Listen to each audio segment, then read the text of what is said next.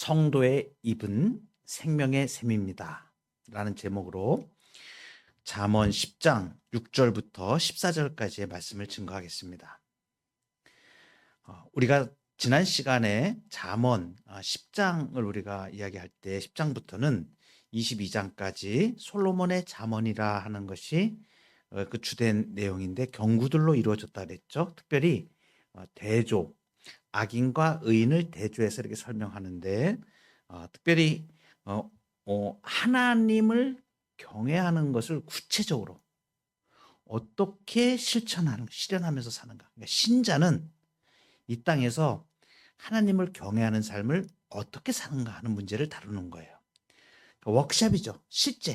실제의 상황이 어떻게 이제 삶에서 이루어지는가 하는 문제예요.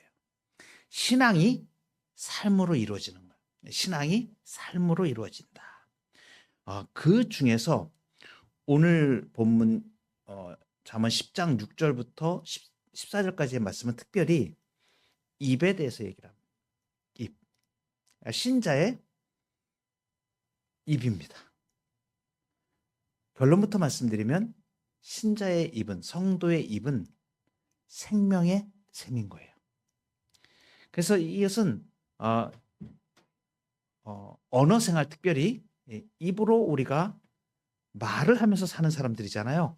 근데 이제 이 입을 어떻게 생명의 샘이 되는가? 성도의 입은 생명의 샘으로 나가야 되는데 이 부분을 말씀을 통해서 오늘 주제적으로 살펴보도록 하겠습니다. 첫 번째는 의인의 머리에 임하는 복입니다. 특별합니다. 6절에 보면 의인의 머리에는 복이 임하나 악인의 입은 독을 머금으니라 이렇게 말씀하시죠. 여기 이제 악인의 입이 나오죠. 자, 성도의 입은 우리가 생명의 샘이라고 이제 오늘 제목을 정했는데 이제 악인과 대조가 되는 거예요. 근데 악인의 입은 뭘 머금었는가? 독을 머금었다. 이 독이 뭐예요? 죽이는 거잖아요. 그죠? 이웃을 삼키려는 잔인함을 말하는 거예요. 그러니까 이 악인의 입이 독을 머금었다라는 것은 이 독은 강포함을 말합니다. 비유적인 언어예요. 은유적으로 사용한 거예요. 독은 먹으면 죽잖아요. 그죠? 독은 먹으면 죽는 겁니다. 마치 이 입에서 독이 나오는 거야. 그러니까 이건 강포함을 이게 말로 사람을 죽이는 거죠. 근데 이 악인의 입이 독을 머금었다는 건 뭘 말해주냐면 전적으로 타락한 인간의 이 본성이 언어를 통해서 그렇게 죄가 확장돼 나가는 거야. 그러니까 인간의 전적으로 타락한 본성, 부패한 것들은 속에서 나오면 사람을 죽이는 언어로 나오는 거죠. 그죠? 정죄하고, 그죠? 죽여라 그러고, 그죠? 그 다음에 못되게 말하고, 그죠? 이러한 모든 것들이 이 인간의 부패함 가운데서 나오는 거예요. 근데 그 언어를 통해서 이게 확장되는 거예요. 언어를 통해서. 이 죄가 확장되어져. 이게 지금 대표적으로 악인의 입이 독을 머금었다 이렇게 표현하고 있는 거죠. 그런데 대조되는 것이 조금 특별합니다. 의인의 입이라고 했어야 될 것 같은데 오늘 6절에 보니까 의인의 머리에는 복이 임한다. 의인의 입이 아니고 지금 뭘 얘기하고 있냐면 의인의 머리에 복이 임한다 이렇게 얘기해요. 이것은 무엇을 말하냐면 언어 생활의 그 뿌리가 존재임을 말하는 거예요. 의인의 머리에 임하는 복은 뭐냐면 하나님과의 언약 관계에서 오는 모든 영적인 유익을 말하는 거예요. 그러니까 하나님의 은혜가 의인의 머리에 임하는 거예요. 하나님을 아는 지식이 일어나는 거죠. 그러니까 이게 뭐냐면 하나님을 아는 의인의 머리에 임하는 이 복이 그 사람을 결정한다는 걸 말하는 거예요. 그래서 그 은혜를 받은 자가 입을 열어서 말할 때는 하나님으로부터 온 은혜를 표현하게 돼 있는 거예요. 그래서 이 언어 생활의 뿌리는 어디에 있는 거냐면 존재에 있는 거예요. 존재. 이 사람이 하나님의 은혜를 입은 사람이냐 아니냐가 그 존재가 바로 말을 통해서 나타나는 거죠. 그러니까 좋은 말을 하기 전에 먼저 우리가 확인해야 될 게 뭐예요? 내 머리 위에 하나님의 언약적인 이 복과 은혜가 임하였는가를 우리가 살펴봐야 되는 것이죠. 그래서 말은 존재에서 나온다는 거예요. 특별하죠. 의인의 머리에 복이 임한다. 그러니까 말은 그냥 우리가 입에서 말을 만들어내는 것 같지만 사실은 이게 뭐라고요? 존재에서 나오는 거예요. 그 사람에서 나오는 거예요. 오직 예수 그리스도의 보혈로 씻겨진 의인만이, 예수님의 의를 입은 사람만이 생명의 언어를 시작할 수 있음을 말하는 거예요. 그러니까 인간은 전적으로 부패해서 모든 나오는 것들이 입에 독을 먹은 것들이죠. 그런데 생명이 살아나는 그 언어는 예수 그리스도의 의를 입은 자들만, 그죠? 그 생명의 언어를 만들어낼 수 있는 걸 말해요. 7절에 보면 의인을 기념할 때에는 칭찬하거니와 악인의 이름은 썩게 되느니라 이렇게 말씀하십니다. 여기서 칭찬한다, 이것은 복이 된다는 걸 말해요. 히브리 원문에는 우리는 그 해석을 칭찬하거니와 이렇게 됐는데 이건 원래 바라크라 그래가지고 복이 된다는 것을 말해요. 뭐냐면 의인을 기념할 때는 복이 된다. 이것은 뭐냐면 사람들이 의인을 기억할 때 그것 자체가 축복이 된다는 것을 말하는 거예요. 반면에 악인의 이름은 썩느니라 이렇게 말했죠. 악인은 살아서 자기 입으로 떵떵거렸을지 몰라도 죽고 나면 그 이름이 악취를 풍기며 썩어서 없어지고 그 명성도 결코 오래가지 못한다는 경고입니다. 그런데 의인을 기억할 때는 복이 된다, 이 말씀이죠. 이 말씀을 이렇게 표현하면 우리가 이해가 쉽습니다. 성도의 말은 역사를 만든다. 성도의 말은 역사를 만든다. 우리가 오늘 우리의 입을 통하여서 무엇인가를 말하였을 때 이 성도의 사는 삶의 모습이 훗날 누군가에게 하나님을 생각나게 하는 축복의 통로가 된다는 것입니다. 그런데 악인의 입은 어떻게 되는 거예요? 기억하기 싫은 썩은 냄새가 되어버리는 거죠. 그러니까 오늘 우리가 마음속에 생각할 것은 이것이에요. 오늘 나의 성도의 말은, 나의 말이 하나님의 역사를 만드는데 나를 써주십시오. 그래서 내가 나의 삶을 통해서, 내가 언어 생활하고 하는 말을 통해서 누군가의 영혼을 살리고 오랫동안 기억되는 축복이 되는 생명의 샘이 되게 해 주십시오. 이것이 우리 신자의 고백이 되어야 될 것을 말합니다. 자, 의인의 머리에 임하는 복에 대해서 우리가 생각해 보았습니다. 두 번째는 들어가는 것이 나온다는 말씀입니다. 8절에 보면 마음이 지혜로운 자는 계명을 받거니와 입이 미련한 자는 멸망하리라 그랬습니다. 이 8절과 10절이 독특한 구조를 가지는데요. 독특하게 똑같습니다. 8절 하반절하고 10절 하반절이 똑같이 이렇게 돼 있죠. 입이 미련한 자는 멸망하리라. 그리고 거의 유사한 표현이 14절 끝에도 나옵니다. 똑같이. 미련한 자의 입은 멸망에 가까우니라. 그러니까 입이 미련한 자는 멸망한다. 미련한 자의 입은 멸망에 가까운다. 똑같은 표현이죠. 그죠? 그러니까 입이 미련한 자는 멸망한다는 게 지금 3번이나 이렇게 반복되고 있습니다. 그러면 입이 미련한 자는 어떤 사람을 말하는가?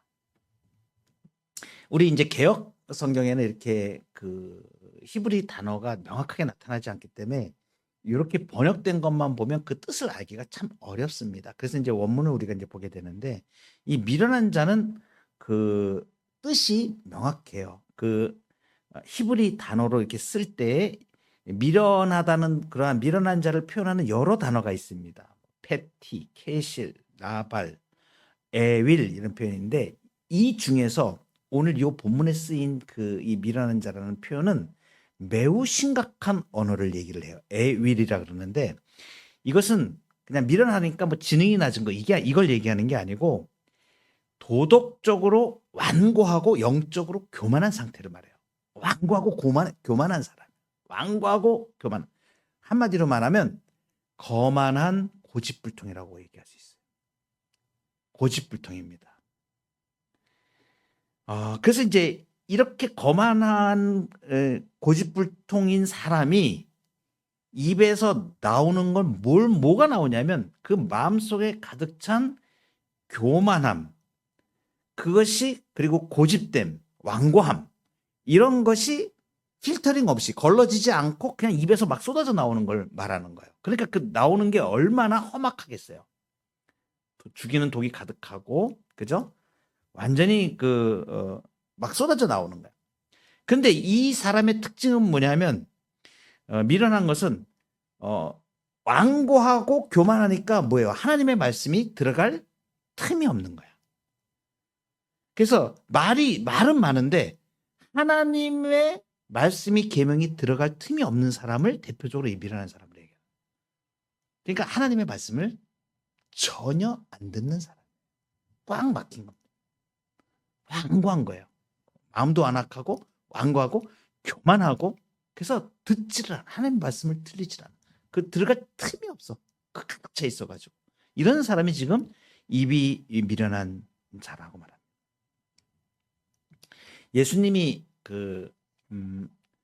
귀신에 사로잡힌 자를 귀신을 쫓아내고 온전하게 치유해 주시는 그 사건이 나옵니다. 그때 바리새인들이 어떻게 얘기하냐면 저거 귀신의 왕 바알세부를 힘입어서 하는 거야. 귀신 왕 노릇하는 거야. 이렇게 얘기해요. 예수님이 그 바리새인들을 향하여서 말씀하실 때 이 말씀을 하세요. 마태복음 12장 34절에 나오는 말씀인데 독사의 자식들아 너희는 악하니 어떻게 선한 말을 할 수 있느냐. 이는 마음에 가득한 것을 입으로 말함이라. 그러니까 그들은 지금 뭐냐면 하나님의 정상적인 순수한 말씀이 들어갈 틈이 없는 거야. 자신들의 교만함으로 가득 차 있어가지고. 그러니까 나오는 게 뭐예요? 그것만 나오는 거야. 교만함으로 나오는 거예요. 그러니까 들어가는 것이 나오는 거예요. 하나님의 말씀이 들어가 있지 않은 사람은 썩은 것만 나오는 거야. 부패한 것만 나오는 거야. 이것이 단순하게 우리가 지금 입에 대한 얘기를 하는 것 같지만 사실은 존재 자체에 대해서 지금 얘기하고 있는 거예요. 그죠? 그러니까 성도의 입이 생명의 샘이 된다는 건 뭐냐면 살아계신 하나님의 말씀이 우리 가운데 들어와서 그 생명의 역사가 일어나서 나오는 그러한 존재에서 나오는 들어가는 것이 나오는 거예요. 그러니까 하나님의 말씀이 들어가지 않으면 선한 것이 나올 게 아무것도 없는 인간들임을 우리에게 말해줘요. 굉장히 중요한 거죠. 8절 상반절에 보면 마음이 지혜로운 자는 어떤 사람인가? 마음이 지혜로운 자는 계명을 받는다 그랬죠. 이거 보세요. 그러니까 참된 지혜는 말 잘하는 능력이 아니고 하나님의 말씀을 잘 듣는 능력에서 시작되는 거예요. 자기 소리로 가득 차 있으면 하나님의 음성을 듣지 못하는 게 되는 거예요. 그런 상태가 됩니다. 그러니까 성도는 입이 열리기 전에 먼저 귀가 열려야 돼요. 하나님의 말씀이 들어가야 돼요. 그러니까 들어가는 것이 나오는 거예요. 하나님의 말씀이 들어가지 않으면 추악한 것들만 나와. 더러운 것들만 나와. 죽이는 것들만 나와. 그러니까 우리에게 부패한 사람들에게는 선한 것이 아무것도 없습니다. 그죠? 그러니까 하나님의 말씀이 들려져야 돼. 그래서 우리는 성도의 입은 생명의 샘이라고 할 때 이 말씀은 샘 솟는 그 생명을 살리는 그러한 샘처럼 되어지려면 하나님의 말씀이 들려져야 되는 것을 말하죠. 그래서 마지막으로 의인의 입은 생명의 샘입니다. 11절을 보시면 의인의 입은 생명의 샘이라도 악인의 입은 독을 머금었느니라. 의인의 입은 생명의 샘이다. 여러분 샘이 어때요? 샘은 고인물이 아니죠. 샘은 깊은 곳에서 끊임없이 솟아나는 물을 말합니다. 이것은 주변을 적시고 그 다음에 목마른 자를 살리는 거죠.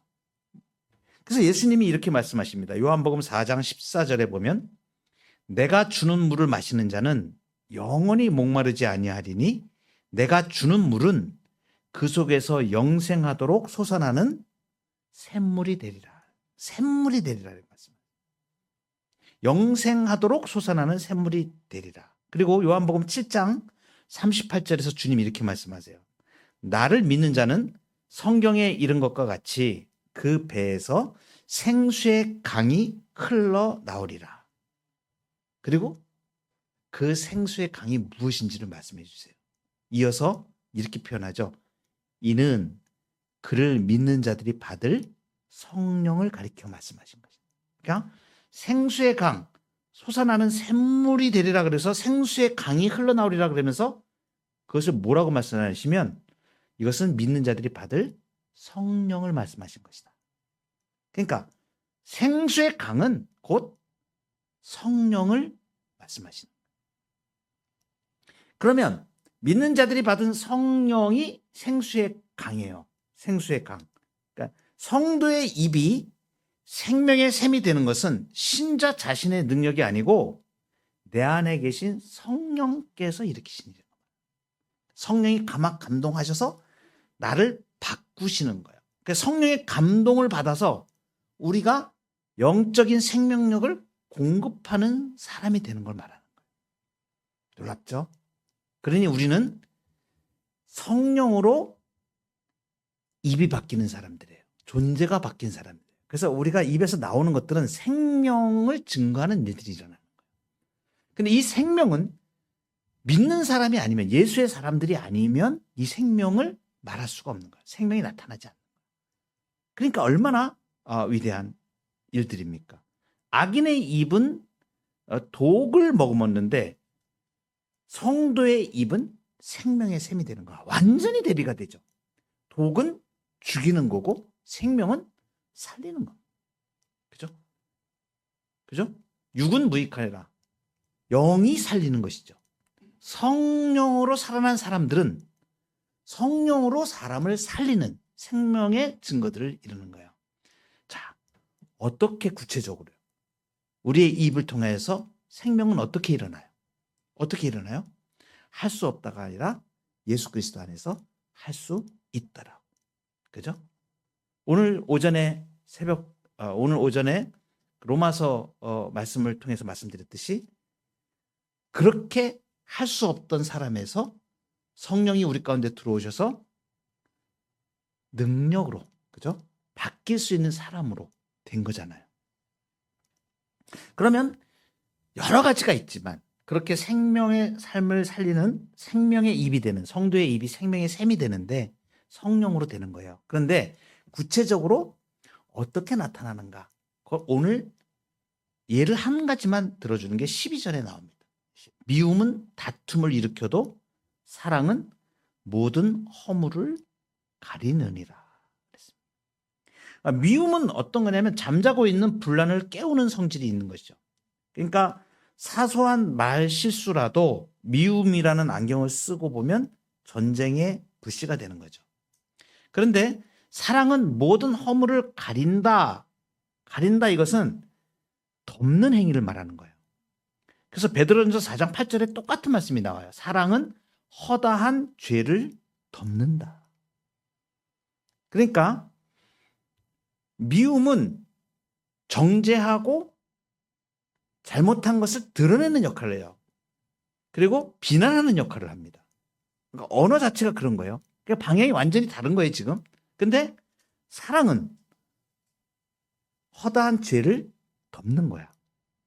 그러니까 이 덮는 게 뭐냐면 덮는 건 항상 복음의 속성을 얘기합니다. 속죄를 의미하는 거예요. 예수님의 보혈이 우리의 붉은 죄를 덮는 거예요. 가리는 거예요. 그래서 의롭다고 하신 것처럼 우리 구원받은 성도들의 언어는 이 성도의 입은 형제의 허물을 들추어내는 게 아니라 덮어주는 입이 돼야 돼요.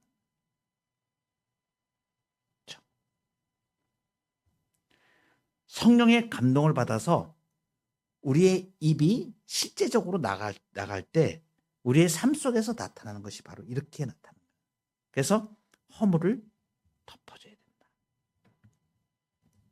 창세기 9장에 보면 노아의 홍수가 지난 이후에 노아에 대한 이야기가 나와요. 노아가 그 홍수 심판 이후에 포도주에 취해서 벌거벗고 잠이 드는 치명적인 실수를 범합니다. 그죠? 교회 안에서 존경받는 지도자나 신실한 성도가 일시적인 연약함으로 허물을 보일 때가 있죠. 바로 이와 유사합니다. 사실 창세기 6장에 보면 이 노아를 당대의 완전한 자라고 얘기합니다. 굉장히 의로운 자예요. 의로운 사람으로 칭하는 사람입니다. 근데 그렇게 의로웠던 노아도 포도주에 취해서 치명적인 벌거벗고 잠이 드는 수치를 드러내는 치명적인 실수를 범하죠. 그런데 그 아들들이 행하는 행동은 굉장히 우리에게 많은 것들을 나타내줘요. 아주 그 창세기 9장의 상황을 보면 정말 아주 그 단어 하나하나가 아주 실제적으로 리얼하게 이렇게 표현을 하죠. 함은 어떻게 하냐면 아버지의 하체를 보고라는 단어를 써요. 성경에서 보고, 그리고 밖으로 나가서 두 형제에게, 셈과 야벳에게 알립니다. 이 알렸다 그러는데 이 알렸다는 그냥 정보를 전달한 그 정도가 아니고 험담 삼아서 막 떠벌린 걸 말해요. 그러니까 이 함은 아버지의 그 실수를 다 보고 그리고 밖으로 나가서 막 험담하고 비난하는 말을 했다는 걸 말하는 거예요. 그죠? 그러니까 아버지의 허물을 보자마자 밖으로 나가서 떠벌린 거야. 그리고 그의 입은 폭로하는 거였죠. 근데 그 결과가 어떻게 돼요? 나중에 노아가 함을 저주를 하죠. 그죠? 그 결과는 저주였습니다. 근데 반면에 셈과 야벳은 그 얘기를 듣고 어떻게 합니까? 아버지에게 들어가는데 뒷걸음쳐서, 아버지를 안 보고 아버지 수치를 보지 않으려고 뒷걸음쳐서, 옷을 가지고 뒷걸음쳐서 들어가가지고 아버지의 하체를 옷으로 덮어 주었습니다. 이게 뭐예요? 덮은 거예요. 허물을 들춰내지 않고 덮은 거예요. 아버지의 허물을 말로 옮기지 않았어요. 사랑으로 덮는 거죠. 교회 생활을 하다 보면 우리가 형제의 연약함 또는 어떤 실수들이 나타날 때가, 보일 때가 있어요. 그럴 때 우리가 어떤 길을 가야 되는 걸 말해요. 우리는 함처럼 들춰내는 사람이 아니고, 그죠? 그 잘못한 실수를 한 사람의 명예를 지켜주기 위해서 조용히 우리는 기도하면서 옷으로, 사랑의 옷으로 그를 덮어줄 수 있어야 돼요. 그래서 11절에 보면 의인의 입은 생명의 샘이라도 악인의 입은 독을 머금었느니라. 생명의 샘은 뭘 말하냐면 더러운 것을 씻어주고 덮어주는 물이에요. 그러니까 우리가 의인의 입, 우리 성도의 입이 생명의 샘이라는 것은 죄를 씻어내서 맑게, 그리고 덮어주는 그 일을 바로 예수님이 십자가에서 하신 일이죠. 생각을 해보세요. 예수님은 우리의 부끄러운 죄를, 그 허물들, 정말 그 죄가 내가 다 드러난다 그러면 얼마나 부끄럽겠어요. 근데 그거를 예수님은 다 보혈로 덮어주시고 만천하에 폭로하지 않고 덮어주셨어요. 그리고 그 예수님의 붉은 보혈의 옷으로 우리를 덮어주신 거예요. 그 사랑을 받은 우리입니다. 그러므로 우리의 입술도 형제의 허물을 들춰내는 독이 아니고 사랑으로 덮어주는 생명의 샘이 되어야 합니다. 이번 한 주간도 이렇게 허물을 덮어주고 복된 입술로 성령의 은총으로 살아가는 저와 여러분의 삶이 되기를 축복합니다. 기도하시겠습니다.